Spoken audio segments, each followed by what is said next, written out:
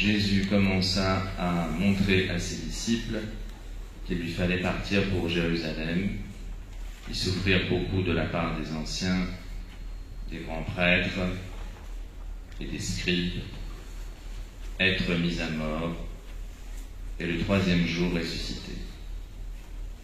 Pierre, le prenant à part, se mit à lui faire de vifs reproches. « Dieu t'en garde, Seigneur, non, cela n'arrivera pas. » Mais lui, se retournant, dit à Pierre, « Passe derrière moi, Satan, tu es un obstacle sur ma route, car tes pensées ne sont pas celles de Dieu, mais celles des hommes. » Alors Jésus dit à ses disciples, « Si quelqu'un veut venir à ma suite, qu'il renonce à lui-même, qu'il prenne sa croix et qu'il me suive. Car celui qui veut sauver sa vie la perdra, mais qui perd sa vie à cause de moi la gardera. Car le Fils de l'homme va venir dans la gloire de son Père avec ses anges, et alors il rendra à chacun selon sa conduite. » Les foules s'étant rassemblées, Pilate leur dit, « Qui voulez-vous que je vous relâche, Barabbas ou Jésus appelé le Christ ?» Ils répondirent, « Barabbas. » Pilate demanda, « Quel mal a-t-il donc fait ?» Il criait encore plus fort, « Qu'il soit crucifié. » Pilate, voyant que ses efforts ne servaient à rien, sinon à augmenter le tumulte, il leur relâcha Barabbas. Quant à Jésus, il le fit flageoler et il le livra pour qu'il soit crucifié.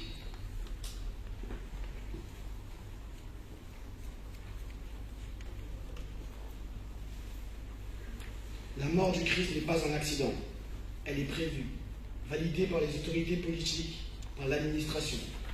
Ainsi, c'est notre rapidité à condamner, à juger qui se dévoile.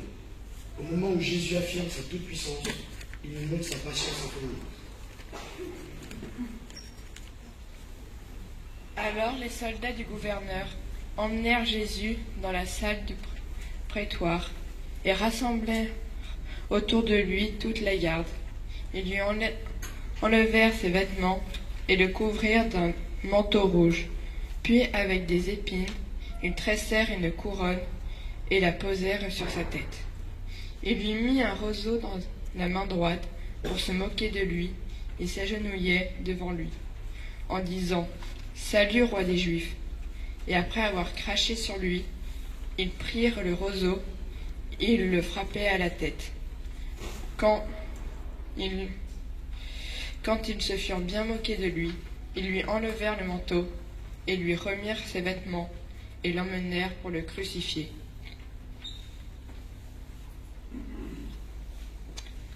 Après avoir été humilié et frappé, Jésus quitte la ville pour monter au Golgotha. Jésus, fils de charpentier, a appris le travail du bois.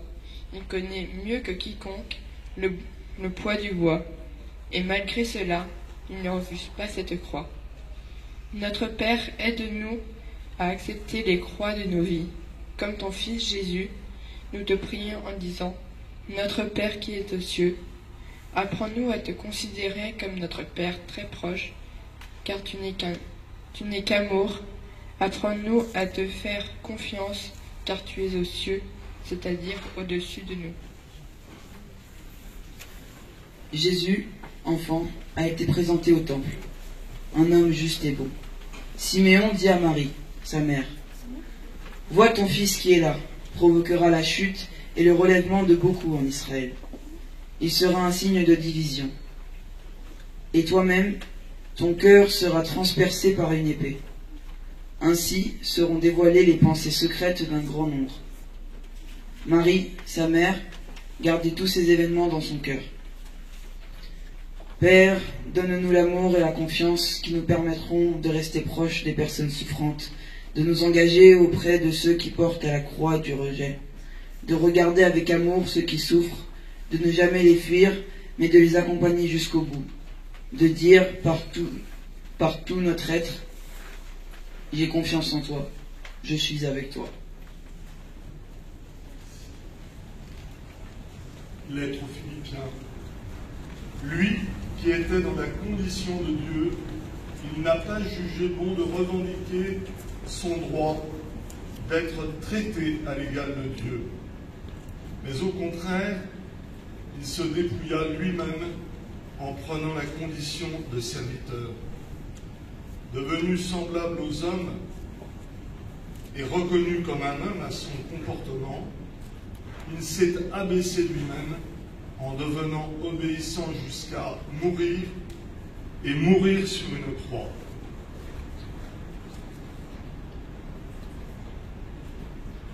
Jésus prend sur lui nos fautes.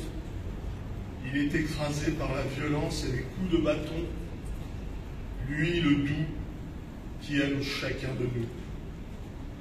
Son cœur est déchiré par les blocages de peur et de haine qui nous habitent et nous empêchent d'accueillir l'amour. Quand il l'a mené, il prit une certaine Simone de Cyrène, qui revenait des champs. Ils le changèrent de la croix pour qu'il la porte derrière Jésus. Souvenez-vous de la parole de Jésus à celle-ci. Si quelqu'un veut marcher derrière moi, qu'il renonce à lui, qu'il prenne sa croix et qu'il me suive. Simone n'a pas le choix. Il est réquisitionné pour aider Jésus. Mais il a bon cœur et il est touché par sa souffrance. Il l'aide donc par la force de ses bras que par celle de sa compassion. Comme lui, nous pouvons aider les autres à porter leur croix. Nous pouvons alléger leur peine et être attentifs à leur détresse. Seigneur Jésus, as-tu besoin de moi pour porter ta croix? Rends-moi attentif à la détresse de ceux qui m'entourent quand je les aide. C'est toi que j'aime.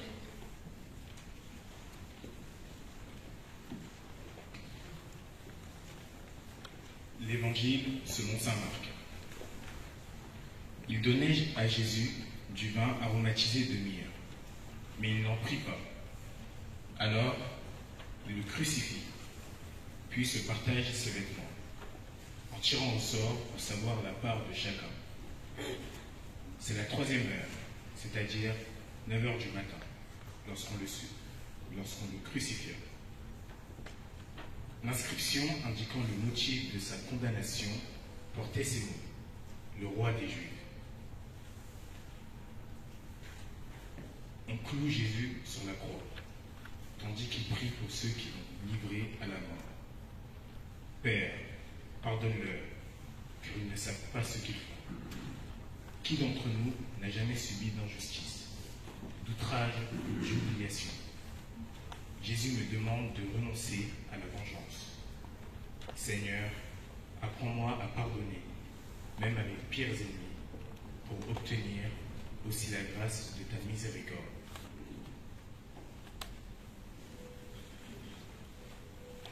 Lorsqu'on fut arrivé au lieu dit Calvaire, on mit Jésus en croix, avec les 2 malfaiteurs, l'un à droite et l'autre à gauche. Il était déjà presque midi. L'obscurité se fut dans tout le pays jusqu'à 3 heures, car le soleil s'était caché. Le rideau du temple se déchira par le milieu. Alors Jésus poussa un grand cri. « Père, entre tes mains je remets mon esprit. » Et après avoir dit cela, il expira. On se met quelques instants à genoux. Et dans ces moments de silence, puissions-nous dire merci à Jésus, à Dieu, pour son amour, pour sa mort, pour notre vie dans sa mort.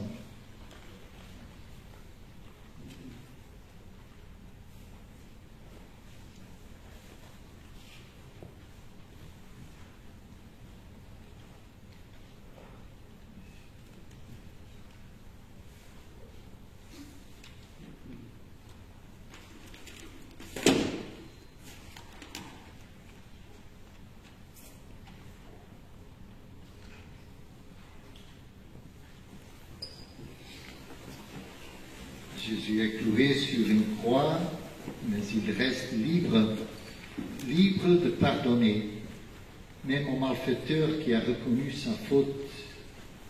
Seigneur Jésus, tu as toi qui as pardonné à tes bourreaux avant de mourir, donne-nous le courage de pardonner pour qu'entre notre cœur règne la paix, et la paix aussi en Ukraine, et de comprendre ceux qui nous font du mal. Toi qui as connu l'angoisse de la solitude, prends pitié de nous quand nous sommes découragés de la vie, et donne-nous d'aimer le Père en faisant jusqu'au bout sa volonté.